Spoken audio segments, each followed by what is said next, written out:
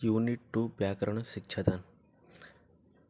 व्याकरण शिक्षादान संस्कृत भाषा शिक्षण पर व्याकरण शिक्षण अध्ययन आवश्यक। भाषा को श्रृंखलित करने निमित्त प्राचीन कालरू यही शास्त्र को शिक्षा करा जाउछि।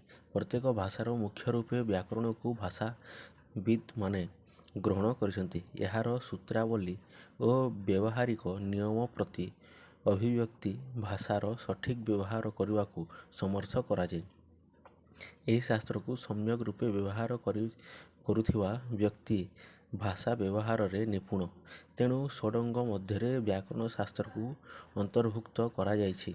पाणिनीय शिक्षार उक्ति अनुसार यथा छंदः पादौ तु वेदस्य हस्तकल्पोत पठ्यते ज्योतिषमयनं चक्षु निरुक्तं श्रोत्रमुच्यते शिक्षा घ्राणं तु वेदस्य मुखं व्याकरणं श्रुतं तस्मात् सांगमधीत्यैव ब्रह्मलोके महीयते। सूत्राम यही शास्त्रर अन्य नाम शब्दानुशासन।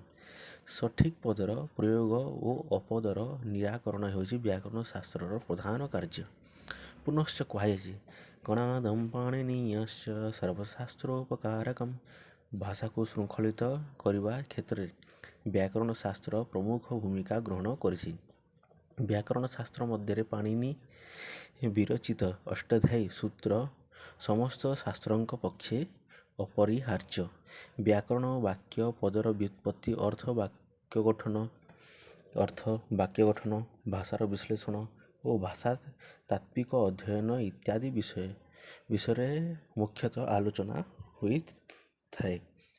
भाषा व्यवहार और प्रयोग दृष्टि व्याकरण को दुई भाग में विभक्त करा जाइछि यथा तात्विक व्याकरण फॉर्मल ग्रामर व्यवहारिक व्याकरण फंक्शनल ग्रामर।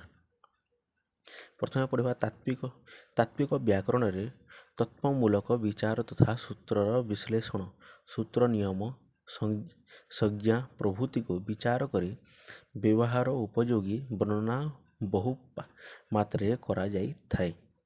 किंतु व्यवहारिक व्याकरण रे व्याकरण सूत्र गुड़िकर मुख्यतः आलोचना न करी भाषा साहित्य रे व्यवहृत विभिन्न शब्दर व्यवहार उपयोगी विश्लेषण एवं अभ्रमात्मक प्रयोग विधि विषय विशेष विचार करा जाए थाए।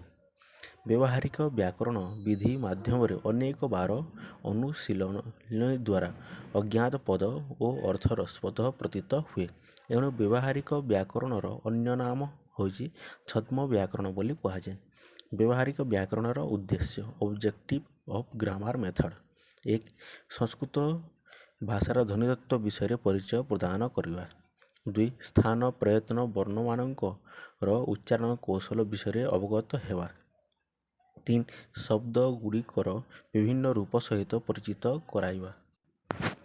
4 शुद्ध व्याकरण रचना और व्यवहार कौशल संपादन करवा। 5 सूत्रानुसार व्यवहारिक भाषा विषयक सम्यक ज्ञान लाभ करवा। 6 व्याकरण सूत्रानुसार प्रयोग क्षेत्र में शब्दर प्रयोग करवा। 7 शास्त्र दृष्टित भाषा प्रयोगर विज्ञान भित्तिक ज्ञान ग्रहण करवा।